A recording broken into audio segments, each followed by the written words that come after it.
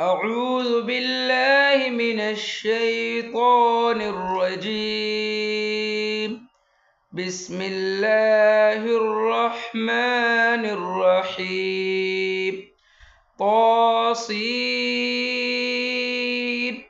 تلك آيات القرآن وكتاب مبين.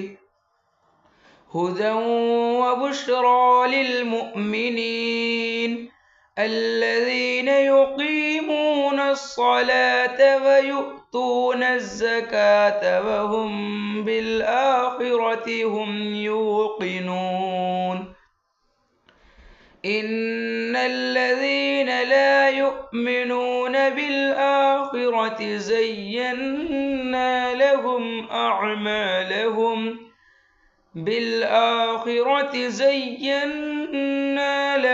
أعمالهم فهم يعمهون. أولئك الذين لهم سوء العذاب وهم في الآخرة هم الأخسرون. وإنك لتلقى القرآن من لدن حكيم عليم. إذ قال موسى لأهله إني آنست نارا سآتيكم منها بخبر أو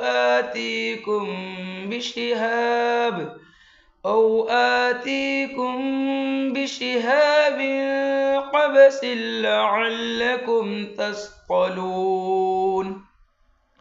فلما جاءها نودي أن بورك من في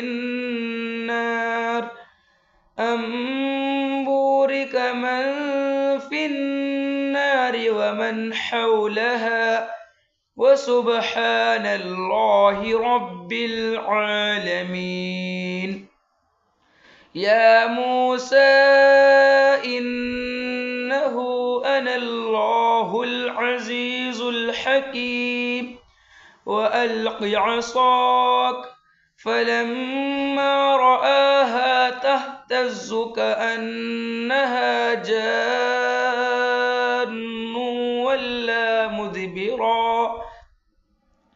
ولا مدبرا ولم يعقب. يا موسى لا تخف إني لا يخاف لدي المرسلون إلا من ظلم ثم بدل حسنا بعد سوء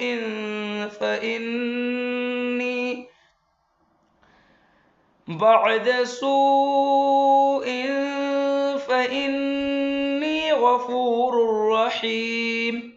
وأدخل يدك في جيبك تخرج بيضاء من غير سوء في 9 آيات إلى فرعون وقومه إنهم كانوا قوما فاسقين. فلما جاءتهم آياتنا مبصرة قالوا هذا سحر مبين. وجحدوا بها واستيقنتها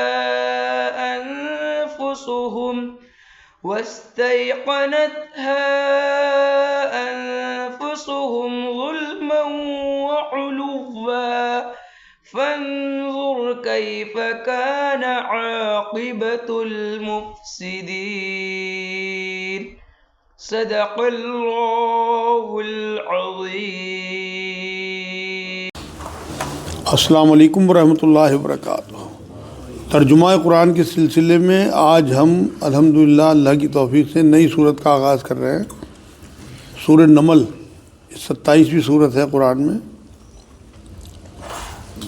اور 19ویں پارے میں ہے. نمل چیٹیوں کہتے ہیں. قرآن کا انداز ہے کہ پیڑ پودے چرند پرند کیڑے مکوڑے تک کے نام پہ صورتوں کے نام رکھے ہیں اللہ نے۔ یہ سورہ نمل مکی صورت ہے، اس میں 93 آیتیں ہیں اور 7 رکوع ہیں۔ شروع اللہ کے نام سے جو بڑا مہربان نہایت رحم فرمانے والا ہے۔ الحمدللہ رب العالمین والصلاۃ والسلام علی رسول الکریم وعلی آلہ وصحبہ اجمعین، اما بعد، اعوذ باللہ من الشیطان الرجیم، بسم اللہ الرحمن الرحیم۔ رب اشرح لی صدری ویسر لی امری واحلل عقدۃ من لسانی یفقہوا قولی۔ سبحان ربک رب العزۃ عما یصفون وسلام علی المرسلین والحمدللہ رب العالمین۔ آیت نمبر 1 تاسین، یہ آیتیں ہیں قرآن کی یعنی واضح اور روشن کتاب کی۔ تاسین یہ حرف المقطعات ہے، 14 حرف المقطعات قرآن میں آئے ہیں جگہ جگہ صورتوں سے پہلے۔ ان کا صحیح علم جو ہے وہ اللہ اس کے رسول ہی کو ہے۔ آگے اسی آیت میں فرمایا یہ آیتیں ہیں قرآن کی یعنی واضح اور روشن کتاب کی، جو عربی زبان میں ہے، روشن ہے، مطلب لوگوں کے لیے رہنمائی روشنی دینے والی، ہدایت اور خوشخبری ایمان والوں کے لیے ہے۔ مطلب جو غیب پہ ایمان لیا ہے انہیں اللہ ہدایت دیتا ہے اور انہیں پھر ایمان کی خوشخبری، جنت کی خوشخبری سناتا ہے۔ جو نماز قائم کرتے ہیں، ایمان والوں کی پہچان یہ ہے کہ وہ لوگ ایمان میں آنے کے بعد نماز قائم کرتے ہیں اور زکوٰۃ ادا کرتے ہیں اور آخرت پر یقین رکھتے ہیں۔ اہم ترین آخرت پہ یقین کے ساتھ ہی ایمان پورا ہوتا ہے آپ کا۔ اور جگہ جگہ آخرت پہ یقین کا لفظ ہے، ایمان کا لفظ نہیں ہے۔ آپ کا ایمان آخرت پہ اگر یقین ہے تبھی مکمل ہوگا۔ آیت نمبر 4، جو لوگ قیامت پر ایمان نہیں لاتے ہم نے انہیں ان کے کرتوت زینت دار کر دکھائے ہیں، پس وہ بھٹکتے پھرتے ہیں۔ مطلب آخرت پہ یقین نہیں ہے، موت یاد نہیں ہے، ان کے اعمال کو اللہ سزا دیتا ہے کہ انہیں اندھے پن میں وہ بڑھتے جا رہے ہیں۔ آخرت سامنے نہ ہو تو برے اور گندے اعمال بھی آدمی کو اچھے لگتے ہیں اور بندہ اسی میں لگا رہتا ہے۔ یہی لوگ ہیں جن کے لیے برا عذاب ہے اور آخرت میں بھی وہ سخت نقصان یافتہ ہیں۔ مطلب یہاں تو یہ عذاب ہے کہ وہ ہدایت سے انہیں اللہ رب العزت نے دور کر دیا، ان کے دلوں میں مہر لگا دی، اس سے بڑا عذاب کیا ہوگا؟ اور آخرت میں پھر اس کا نقصان انہیں اٹھانا ہی پڑے گا۔ بے شک آپ کو اللہ حکیم و علیم کی طرف سے قرآن سکھایا جا رہا ہے۔ اللہ تمام حکمت و علم والا اللہ ہے، اسی کی طرف سے اس کا کلام یہ بھی حکمت والا اور علم والا ہے۔ یاد ہوگا جب کہ موسیٰ علیہ السلام نے اپنے گھر والوں سے کہا کہ میں نے آگ دیکھی ہے، میں وہاں سے یا تو کوئی خبر لے کر آیا یا آگ کا کوئی سلگتا ہوا انگارہ لے کر ابھی تمہارے پاس آ جاؤں گا تاکہ تم سینک تاپ سکو۔ یہ آیت نمبر 7 ہے سورہ نمل کی۔ اس میں موسیٰ علیہ السلام کا وہ قصہ بیان ہوا ہے جب اللہ رب العزت سے ان کی پہلی ملاقات ہوئی تھی کہ اس ٹائم ہلکا سردی کا موسم تھا، تو یہ جنگلوں میں سفر کر رہے تھے اپنے خاندان والوں کے ساتھ، تو انہیں دور دراز ایک ہلکا سا انگارہ سا نظر آیا، سردی تھی، تو انہوں نے یہی کہا کہ مجھے روشنی نظر آ رہی دور سے اور سردی میں حرارت مل جائے، ہاتھ تاپ سکیں ہم، اس لیے میں دیکھ کے آتا ہوں، میں ابھی لوٹ کے آیا تمہارے پاس۔ جب وہاں پہنچے تو آواز دی گئی کہ بابرکت ہے وہ جو اس آگ میں ہے، مطلب تجلی جو تمہیں دکھ رہی ہے یہ تجلی ہے اصل میں، اور بابرکت دیا گیا ہے وہ جو اس کے آس پاس ہے، مطلب اللہ کی ذاتی تجلی کا ظہور تھا یہ، اور پاک ہے اللہ جو تمام جہانوں کا پالنے والا ہے۔ مطلب یہ اللہ کا کلام ہوا پہلی بار موسیٰ علیہ السلام سے۔ ایک حدیث میں اللہ کے حجاب یعنی نور یعنی روشنی، اور ایک اور حدیث میں ایک میں تو نور بتایا گیا روشنی، اور ایک میں نار بتایا گیا یعنی آگ سے تعبیر کیا گیا اللہ کے نور کو۔ مسلم شریف کی حدیث پاک میں نبی اکرم صلی اللہ علیہ وسلم نے فرمایا کہ اگر اللہ اپنی ذات سے مطلب اپنی ذات کی تجلی کو جو ہے اگر دکھا دے تو اس کی تجلی اور جلال سے تمام مخلوق کو جلا کے راکھ کر دے اس کی تجلی، اتنا زبردست اس کی تاپ ہے، کوئی لا نہیں سکتا۔ موسیٰ علیہ السلام نے واقعہ ہے قرآن میں جب اللہ سے کہا کہ میں آپ کو دیکھنا چاہتا ہوں، اللہ نے کہا تو اس پہاڑ کی طرف دیکھ لے، اگر تو نے میری تجلی دیکھ لی تو مجھے بھی دیکھ لے۔ تو انہوں نے جب تجلی ڈالی اللہ نے تو وہ ریتا ریتا ہو گیا پہاڑی، اور یہ بھائی بے ہوش ہو گئے۔ اس کے بعد پھر انہوں نے توبہ کی کہ اللہ میں توبہ کرتا ہوں اس طرح کے مطالبے سے۔ تو یہاں وہی بات ہے کہ نبی اکرم صلی اللہ علیہ وسلم نے یہ بات فرمائی کہ اگر اللہ اپنی تجلی اور اپنا جلال جو ہے وہ ظاہر کر دے تو یہاں پوری جتنی بھی مخلوق ہے پوری دنیا کی وہ سب جل کے راکھ ہو جائے۔ آیت نمبر 9، موسیٰ سن بات یہ ہے کہ میں ہی اللہ ہوں غالب بحکمت، مطلب اللہ نے اپنا تعارف کرایا، درخت سے آواز آئی تو موسیٰ علیہ السلام کو بہت تعجب ہوا کہ ایک درخت میں اس طرح کی آواز آ رہی۔ تو اپنی لاٹھی ڈال دے۔ موسیٰ نے جب اسے ہلتا ڈلتا دیکھا اس طرح کہ گویا وہ ایک سانپ ہے تو منہ موڑے ہوئے پیٹھ پھیر کر بھاگے اور پلٹ کر بھی نہ دیکھا۔ یہ واقعہ جب ہوا ہے پہلی ملاقات میں تو اللہ رب العزت نے اپنی حقانیت دکھانے کے لیے اپنے نبی کو یہ بات کہی، ابھی نبوت نہیں دی تھی، حالانکہ اب نبوت یہاں ملنے والی ہے کہ تم اپنی لاٹھی کو نیچے ڈالو۔ اب انہوں نے جو نیچے ڈالی تو وہ تو گھومنے لگی، جیسے سانپ جو ہے لہریں کھاتا ہے، تو اس میں جو حرکت دیکھی تو بھائی جی ڈر گئے اور منہ موڑ کے ایسے بھاگے ہیں کہ پھر مطلب انسانی خوف جو فطری ہے پیغمبروں میں بھی ہوتا ہے کیونکہ انسان تھے، اور ڈر تو ہر ایک انسان میں ہوتا ہے، تو منہ موڑے ہوئے پیٹھ پھیر کر ایسے بھاگے اور پلٹ کر بھی نہ دیکھا۔ پھر آواز دی اللہ رب العزت نے، اے موسیٰ خوف نہ کھا، مطلب ڈرو مت، میرے حضور میں پیغمبر ڈرا نہیں کرتے۔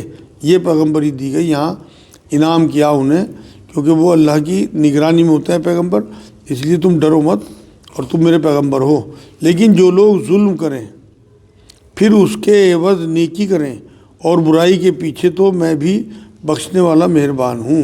مطلب ان پہ کوئی خوف طاری ہو جاتا ہے، ہونا بھی چاہیے، جن سے کوئی ظلم ہو گیا ہو، جیسے موسیٰ علیہ السلام سے قتل ہو گیا تھا پہلے انجانے میں، توبہ کر لے، معافی بھی مانگ لی تھی، لیکن ہاں اللہ نے کہا کہ اگر کسی سے ظلم ہو جائے اور اس کے بدلے میں پھر وہ نیکی کرے اور توبہ کر لے اور اس برائی سے پیچھے ہٹ جائے تو پھر میں پھر بخشنے والا اور مہربانی کرنے والا ہوں۔ یعنی ظالم کی بھی توبہ اللہ قبول کرتے ہیں۔ ان سے قتل ہو گیا تھا اسی لیے گھبرا رہے تھے اس ٹائم۔ یہ آیت نمبر 12، اور اپنا ہاتھ اپنی گریبان میں ڈال، وہ سفید چمکیلا ہو کر نکلے گا بغیر کسی عیب کے۔ یہ بھی ایک دوسرا معجزہ ان کا تھا۔ سورہ اعراف میں یہ سب تفصیل اس کی آئی، یہاں دو ہی بتائے گئے معجزے یہاں پہ۔ ایک تو لاٹھی کا معجزہ ہے کہ سانپ بن گئی وہ، اور دوسرے ہاتھ چمکیلا جو ہے گریبان میں سے نکالا تو چمکیلا جیسے چاندی کا ہاتھ ہوتا ہے۔ تو بار بار ان دو ہی معجزوں کا ذکر قرآن میں آیا۔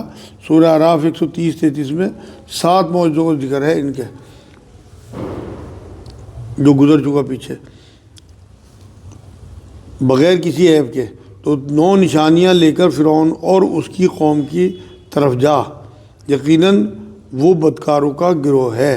مطلب 2 یہ معجزے، 7 جو میں بتا رہا سورہ اعراف آیت نمبر 130 اور سے 133 تک اس میں بیان ہوئے ہیں۔ یہ 9 معجزے انہیں دیے گئے موسیٰ علیہ السلام کو، اور ساتھ میں ہارون علیہ السلام کہ انہیں کہا گیا کہ تم جا کے وہاں دین کی دعوت دو۔ آیت نمبر 13، پس جب ان کے پاس آنکھیں کھول دینے والے ہمارے معجزے پہنچے تو وہ کہنے لگے یہ صریح جادو ہے، کیونکہ وہاں جادو کا زمانہ تھا، اس ٹائم جادوگری بہت ہوتی تھی۔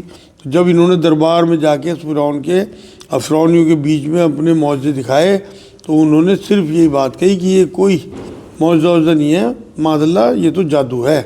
آج کی آخری آیت، انہوں نے انکار کر دیا حالانکہ ان کے دل یقین کر چکے تھے صرف ظلم اور تکبر کی بنا پر۔ پس دیکھ لیجئے کہ ان فتنہ پرواز لوگوں کا انجام کیسا کچھ ہوا۔ مطلب یہ اللہ کے سچے معجزے ہیں اور یہ واقعی حق ہے، ان کے دل میں آ چکی تھی۔ سچائی مان کے بھی انکار کرنا ظلم ہے، دل میں تو حق آ رہا تھا مگر تکبر آڑے آ گیا۔ تکبر ہی ہے، آج ہمیں سب پتہ ہے، بڑی بڑی شادییں یا ہم حلالے جو ہمیں پتہ ہے مدرسوں میں ہو رہا ہے، یا طلاقیں جو ہے کھڑے کھڑے طلاقیں کرا دی جاتی ہیں، 3 طلاقیں، یہ سب جو ہے ہمیں پتہ ہے کہ حق نہیں ہے، ہمارا دل بھی مانتا ہے اس بات کو کہ حق نہیں ہے، لیکن پھر بھی ہم آنکھیں میچے ہوئے یہ تو ہمارے بزرگوں سے چلا آ رہا، ہم سب مان لیتے ہیں، کوئی انگلی نہیں اٹھاتا۔ یہ سب ظلم ہے جو آپ کی اگلی نسلوں کو ختم کرنے کے لیے آپ کے سروں پہ منڈرا رہا ہے۔ اس لیے حق بولنا جو ہے اور حق کی بات کرنا یہ ایمان کا حصہ ہے۔ یہ آج الحمدللہ سورہ نمل کا پہلا رکوع آیت نمبر 14 تک پورا ہو گیا۔ وما علینا الا البلاغ۔